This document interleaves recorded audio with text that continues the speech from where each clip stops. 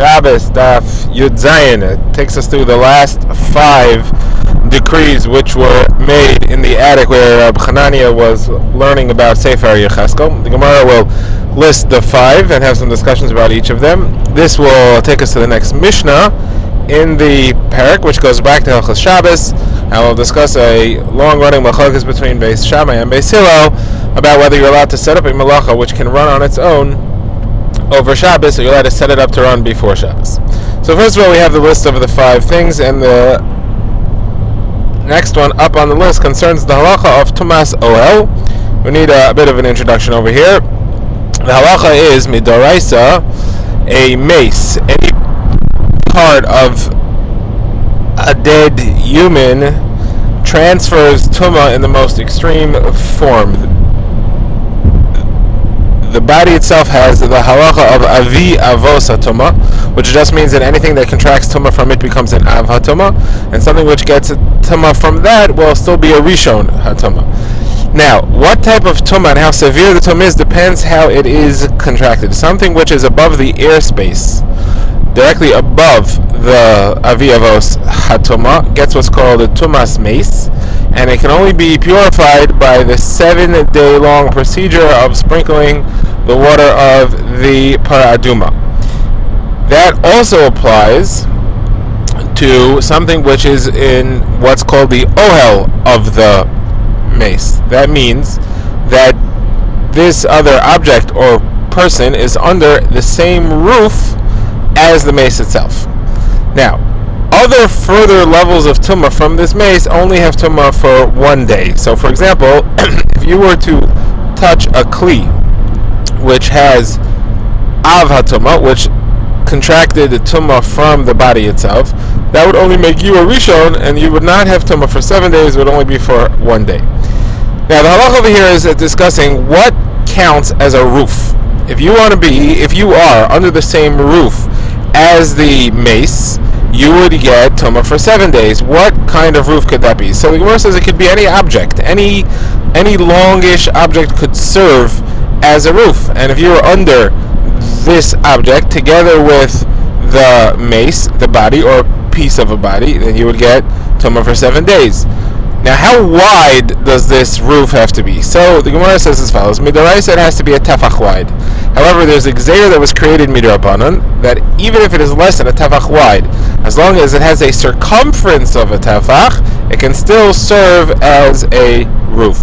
And the example that the Gemara uses is that of a long pole, which sounds like it was the handle of a rake or a hoe or something of that sort, perhaps a cattle prod. And it's not a tefach wide, but it is a tefach circumference if you measure around the width of the pole. So in a situation like that, where that pole is above both you and the mace, that would mean that midrabanan you have tumas ohel ha-mace, and you want to be tamei for 7 days. This is what the Rabbanan say is the special gzeira that was made by Hanania in his attic. Now, the Mishnah that the Gemara is quoting does not leave it at this. This is only the opinion of the Rabbanan. However, Rabbi Tarfon says no such gzeira was ever made. The entire thing is a mistake. As a matter of fact, he's so upset about it that he issues a curse because of the Torah here that was forgotten, and he says, just like this halacha was cut off, it should cut off the lives of my own children. What does he say actually happened? He says that the story was as follows. The case was where a farmer was walking, and he was carrying a rake or a stick of some sort over his shoulder, and the stick passed over the mace. So the Rabbanan understood that the farmer became tamei when the stick passed over the mace because the farmer was under the same roof as the mace, because the stick served as a roof, and they said, here you see a halacha, the Rabbanan, that the stick, even though it's not a tefach wide, can serve as a roof. Rabbi Tarfon says that's not what happened. What happened was that they posking that the farmer was tamei because he's touching the stick, not because of roof. There is no rule that a stick that's less than a tefach wide can serve as a roof to bring tumas ohel. The only thing that happened here was that the stick was passing over the mace. The stick became tamei because it was passing over the mace. You do not need to be any size midoraisa in order for that to happen. So the stick was tamei d'oraisa. The stick was an av hatuma, and the farmer became a rishon hatuma. He didn't have tuma for 7 days as he would have had the stick been a roof, because then he would have been an av hatuma and he would have had 7-day tumas mace. That's not what happened. He had 1 day tuma because he was just a rishon hatuma. He was in contact with the stick that was in the airspace of the mace. So he says this entire halacha is a mistake. The Gemara later will explain, according to him, there's something missing from the list of the 18. What exactly would he fill in place of this? Now the Gemara says this is not the end of the story. Rabbi Akiva says, no, I'm going to defend the Rabbanan's position. And he says as follows: the Rabbanan said that this gzeira was made in the case of the farmer, but it was made as follows: the stick can serve as a roof, even though it's not a tefach wide, only as refers to the farmer who's carrying it. Because since the farmer is tamei anyway midaraisa, as a rishon, because he's in contact with the stick, the Rabbanan said we're going to make that tumah into tumas alod, and we will extend it to be tamei 7 days, as would have happened had the stick been a roof, even though midaraisa it's not. Why did we say that? Because think about what's going to happen if somebody observes the case here. They're going to see that this guy, the farmer, was carrying the stick. They're going to think that he was under the roof of the stick served as a roof. They'll get confused. They'll assume that the stick was a roof, and they'll see that he's only tamei 7 days. They'll see, that he's only tamei for 1 day. They won't realize that the stick was too small, too thin to count as a roof. And therefore people will start assuming that the tumah of an oil is only 1 day. They won't realize it was because of contact. They'll think that it was because of roof tumah. In order to avoid that, the Chachamim had to say that the farmer has to get tumas shiva, tumah for 7 days, as if it was a roof. That was the gzeira that they made. However, if there's no contact involved, the stick is just serving as a roof over other objects, not the farmer who's carrying it, then there was no gzeira. And on that, Rabbi Tarfon's correct. We do not have a rule that on other items other than the farmer who's carrying it or anything else that it's in contact with, it would serve as tumas shiva, as a roof. The Gemara adds, Rav Yanai says that the gzeira that they made on the stick referred to a stick which had a circumference of a tefach, even though it was not a tefach wide. Okay, now the Gemara asks, according to Rabbi Tarfon, we're missing one from the count of the 18 rules. So the Gemara says he will have to take the one which we said for Reb Meir in yesterday's daf, that kusi women are considered to be nidos from the moment that they are born, even from when they're a day old, because they don't hold of the halacha that nidas applies to a girl, and therefore they're not makbid on it. So we would have to consider every kusi of any age to be nida. Now the Gemara points out that Rabbi Meir used that to replace the last one of the 18 that he didn't count. If Rabbi Tarfon is going to use that to replace this one, he must not hold like Rabbi Meir, because otherwise he would have to use it to replace the other one. It can't be used to replace two things. So he must not hold at the previous halacha, which we discussed about the barrel in the yard. He must not hold that has to be replaced. He just holds that this one has to be replaced, and therefore he could use this kusi nida halacha to replace that one. Now the Gemara discusses the next item on the list. The Gemara says, the Gemara refers to a machlokes that was mentioned earlier between Shammai and Hillel themselves, about somebody who picks grapes which he intends to squeeze into wine. The question over there was the grape juice which squeezes out of the grapes inevitably when it's being picked and stored in a container on the way to the wine press.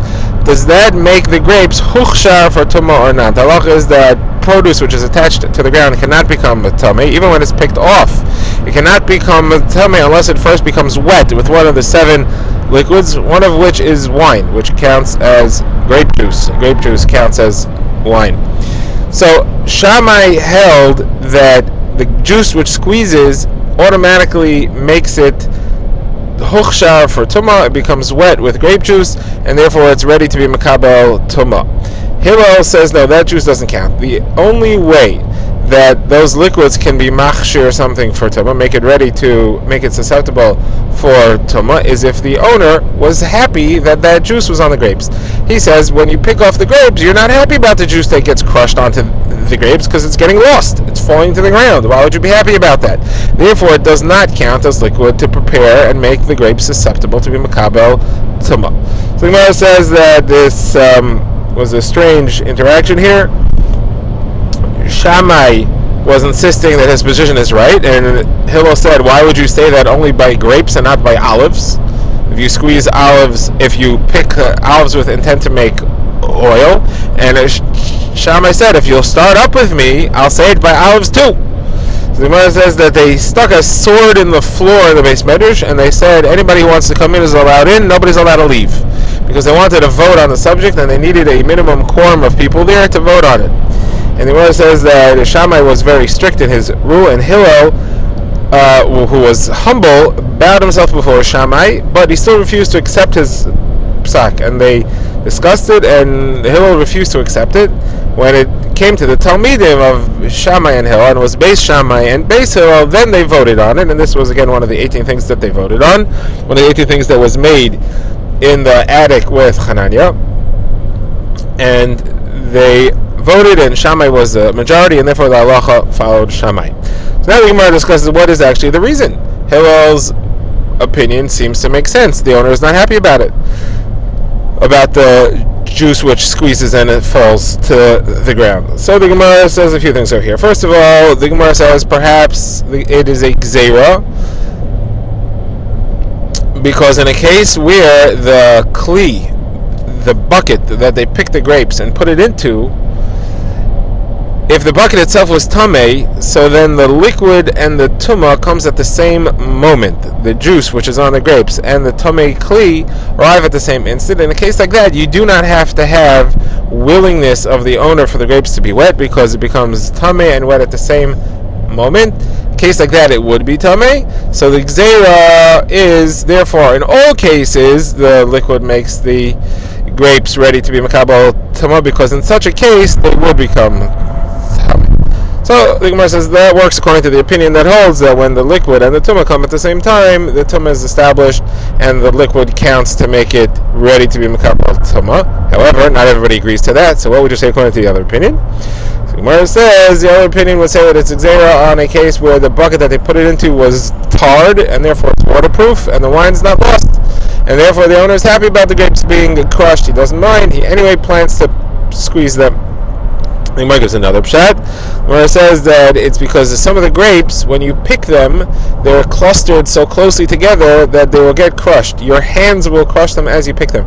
If your hands are crushed, it's not being crushed in the barrel, it's being crushed on the vine by your hand. If it's done with your hand, you can't say you didn't intend for the liquid to squeeze then. Your hands crushed them, so that counts as if you intended it to happen, and therefore that liquid is hochshar for Tama, and we had to make a gzeira that all liquid on the grapes should be considered hochshar for Tama because of those. Okay, the Gemara now moves on to the next item on the list of the 18. The Gemara says if somebody plants truma grain and it grows, so the grain that grows from it has the same status as the grain that he planted. This is gzeira d'Rabbanan. Midoraisa, it wouldn't be true. Midoraisa, it's new stuff, and it does not have to have the halacha of truma. So the Gemara says, what's the reason for this gzeira? The Gemara has two attempts to understand it. First, the Gemara says because a Yisrael could avoid giving truma to the Kohen by planting his grain. He could take his grain and plant it and say, okay, now what grows is not truma, so I didn't have to give the grain to the Kohen, and I get stuff out of it because it grows. In order to prevent that from happening, they said that the grain which grows from it is truma as well, and he doesn't accomplish anything. So the Gemara has trouble with this. The Gemara says that it doesn't really make sense. Somebody who is suspected of such a devious technique to avoid having to give a truma to Kohanim will probably not separate truma at all. All he has to do is separate a small amount of truma to be yotzei. This person, obviously, if he separated a lot, he's obviously trustworthy enough that he wouldn't pull a shtick like that, and therefore that couldn't be the reason.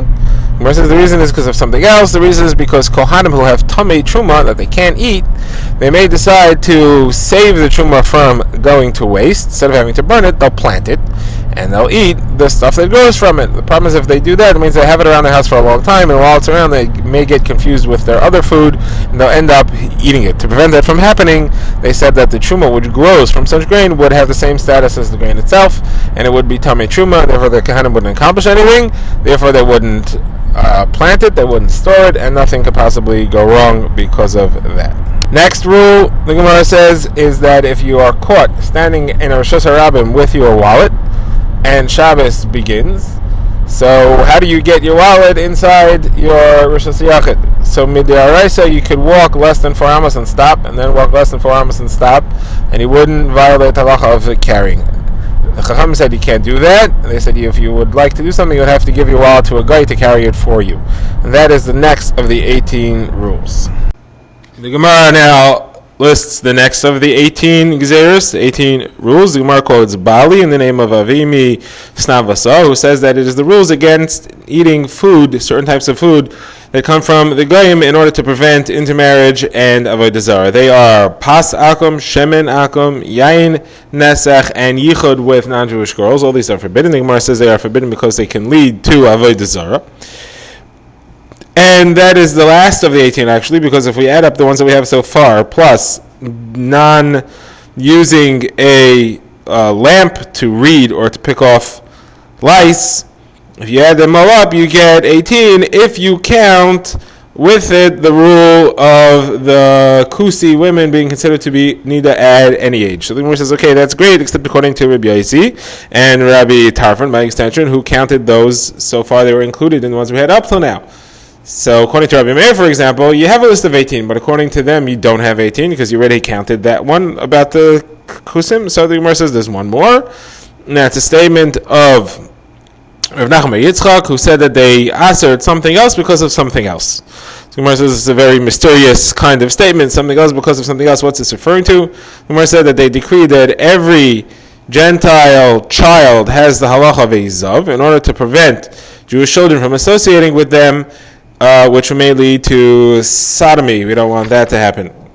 So Gemara says, okay, fine, now you have 18 according to Rabbi Yaisi, but you have 19 according to Rabbi Meir, so you have to get rid of one. So the Gemara says we can combine the din that we had as the 8th and the 9th. The 8th and the 9th were that tamei liquids can make food tamei and kalim tamei. That can be combined into one. Not food and kalim will not be listed separately, and then you have only a total of 18. Okay, that concludes that, and that takes us to the next Mishnah, which discusses Machokas Beis Hillel Meshami about a concept called Shvisas Kalim. Are your objects, your belongings, your inanimate objects allowed to do work for you on Shabbos? Meaning, can you set up a procedure, a process, just before Shabbos, which will continue into Shabbos? So Beis Shammai holds in all of them you are not allowed to, and Beis Hillel holds you are allowed to. The Gemara discusses a few cases here. First of all, we have if you're going to soak ink. Ink had to be, it's made by soaking soot with oil. Was a long soaking process to make the ink. Could you start that before Shabbos? Can you put cloth in a barrel of the dye that's used, and it takes a while for the color to leach into the cloth? That also takes time. Karshinim, which is a type of bean, it takes time for them to cook. They have to be soaked for a while. All these things, can you set them up to start before Shabbos and continue into Shabbos? Beis Shammai says no, and Beis Hillel says yes. Similarly, we have a discussion of can you put flax, a bundle of partially processed combed flax need to be bleached with heat in the oven. Can you put them into the oven? That also takes time. Can you put wool into a vat of ink? Takes time for them to absorb a color. These two things, Beis Shammai says it's forbidden, and Beis Hillel says it is permitted. The next one is, can you spread out traps to catch animals, birds, or fish? So Beis Shammai says you can't do it just before Shabbos unless there's enough time for it to trap these animals before Shabbos comes, and Beis Hillel says that it is mutter. The next area is, are you allowed to sell items to a guy and load it on his animal, or loaded onto him in where he intends to bring it to his house, which is far away, and he won't be able to reach it on Shabbos. So Beis Shammai here says you're not allowed to, because it looks like he's carrying for you on Shabbos, and that's asur. And Beis Hillel says that it is permitted because he's not really doing anything for you, and we're not afraid of what people will say. Okay, the next area over here in the Mishnah is, are you allowed to give clothing to a guy who is going to wash them, or hides to a guy who's going to tan them and make them into leather? So over here Beis Shammai says it has to be enough time for them to finish before Shabbos begins, and Beis Hillel says you're allowed to as long as the sun is still up, meaning as long as it's not Shabbos yet, even if they will continue onto Shabbos itself. Now, these were 5 areas with a similar machlokas, so you're allowed to have a malacha begin, which will continue into Shabbos as long as you are not doing it. In all these cases, Beis Shammai says it's awesome, Yisrael said it's permitted.